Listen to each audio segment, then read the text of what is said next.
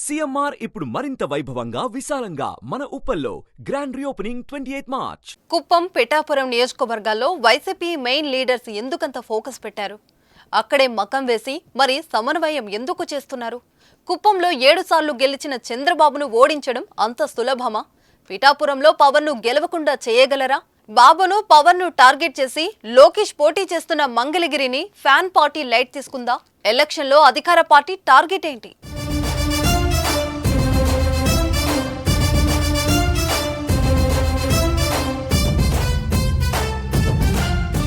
YS Rajasekhara Reddy హయాంలో కూడా ప్రత్యర్థి పార్టీని ఓడించాలని చూసారే కానీ ప్రత్యర్థిని ఆయన నియోజకవర్గంలోనే ఓడించాలని చూడలేదు. కనీసం ప్రయత్నం కూడా చేయలేదు.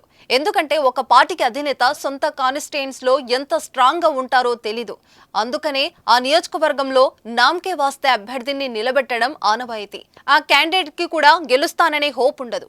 ఏదో నిలబడ్డామా అన్నట్లుగానే వ్యవహరిస్తాడు. కానీ జగన్ పాలన వచ్చాక ఆనవాయితీ మారింది. చంద్రబాబు అయినా, పవన్ అయినా, లోకేష్ అయినా ఓడించాల్సిందే. వాళ్ళ నియోజకవర్గాలను మాత్రం ఎందుకు లైట్ తీసుకోవాలనేది జగన్ ఉద్దేశం. అందుకే వై నాట్ 175 ఫర్ 175 అనే నినాదాన్ని జగన్ అందుకున్నారు. జగన్ వ్యూహం ప్రకారమే కుప్పం అభివృద్ధి దృష్టి పెట్టారు. ఎన్నో నిధులు కేటాయించారు. 2 ఏళ్ల క్రితం భారీ బహిరంగ సభ పెట్టి వైసీపీ అభ్యర్థిగా భరత్ ను పరిచయం చేశారు జగన్. కుప్పంలో భరత్ ను గెలిపిస్తే మంత్రిని కూడా చేస్తానని హామీ ఇచ్చారు. ఎన్నికల ప్రచారంలో భరత్ కు అండదండగా మినిస్టర్ పెద్దిరెడ్డి నిలబడ్డారు.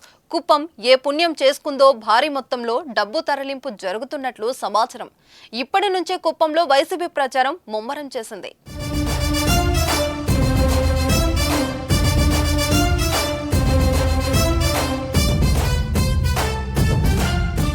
జనసేనాని పోటీ చేస్తున్న పిఠాపురం నియోజకవర్గంపై ఎంపీ మిథన్ రెడ్డి ఫోకస్ పెట్టారట.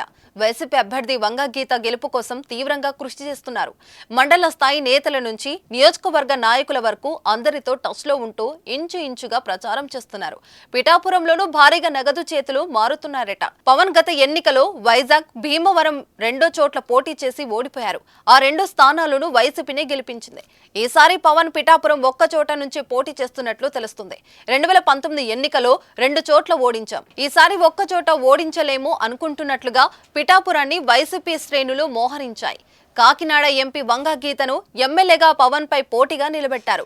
సిట్టింగ్ ఎమ్మెల్యేతో పాటు చుట్టుపక్కల ఎమ్మెల్యేలు కూడా గీత గెలుపు కోసం శ్రమిస్తున్నారు. పవన్ కూడా గతంలో 2 చోట్ల అర్బన్ నుంచి పోటీ చేయడమే వల్లే 2 చోట్ల ప్రతికూల ఫలితం వచ్చిందని, రూరల్ నుంచి పోటీ చేస్తే గుడ్ రిజల్ట్ వస్తాయని భావించినట్లు ఉన్నారు. అందుకే అన్ని ఈక్వేషన్స్ చూసుకొని పిఠాపురంపై ఫోకస్ పెట్టారు. అయితే నారా లోకేష్ పోటీ చేసే మంగళగిరిని మాత్రం వైసీపీ లైట్ తీసుకుంది అనుకుందా? అందుకే ముందు గంజి శ్రీనివాస్ అనుకొని మళ్లీ లావణ్యను బరిలోకి దించింది వైసీపీ. మంగళగిరి నాడి వైసీపీకి దొరకడం లేదా అనుకుంటే అది పొరపాటే. ఇక్కడే జగన్ స్ట్రాటజీ అర్థం చేసుకోవాలి. గత ఎన్నికలో లోకేష్ ఓడిపోయారు కాబట్టే మళ్లీ అదే స్థానం నుంచి గెలవాలనే పట్టుదలతో లోకేష్ అక్కడ నుంచి పోటీ చేస్తున్నారు. జగన్ లాగానే లోకేష్ పట్టుదలతో ఉన్నారు కనుక జగన్ ఫోకస్ కుప్పంపై పెట్టారు. 7 సార్లు ఎమ్మెల్యేగా గెలిచి 3 సార్లు సీఎం అయిన చంద్రబాబును గెలవడం కష్టమని జగన్ కు తెలియదని కాదు. కానీ చంద్రబాబు 1,00,000 మెజారిటీతో గెలుస్తానని ఇటీవల చెప్పారు. ఈ మెజారిటీని డ్యామేజ్ చేయడమే జగన్ టార్గెట్. సొంత నియోజకవర్గంలో బంపర్ మెజారిటీ సాధించే ఛాన్స్ ఇవ్వడం జగన్ కు ఇష్టం లేదు. 1,00,000 మెజారిటీని 50,000కు తగ్గించిన తాను గెలిచినట్లే. ఆ మెజారిటీ 30,000కు 20,000కు తగ్గితే ఇంకా గ్రేట్. అది కూడా నిజమే. పార్టీ చీఫ్ అత్యవసర ఓట్లతో గెలిస్తే తోటి ఎమ్మెల్యేల ముందు చిన్నతనంగా ఉండదు. దానినే జగన్ లక్ష్యంగా చేసుకున్నట్లు అనుకోవచ్చు. పవన్ను ఈసారి కూడా ఓడిస్తే రెండోసారి కూడా ఓడించామనే ధీమా వైసీపీకి మాత్రమే కాదు, ఆ సంకేతాలు ప్రజల్లో కూడా వెళ్తాయి. అందుకే వైసీపీ కుప్పం, పిఠాపురం నియోజకవర్గాలను లైట్ తీసుకోవట్లేదనేదే పొలిటికల్ టాక్. చూద్దాం మరి జగన్ వ్యూహానికి వైసీపీ, జనసేనల ప్రతి వ్యూహాలు ఎలా ఉంటాయో.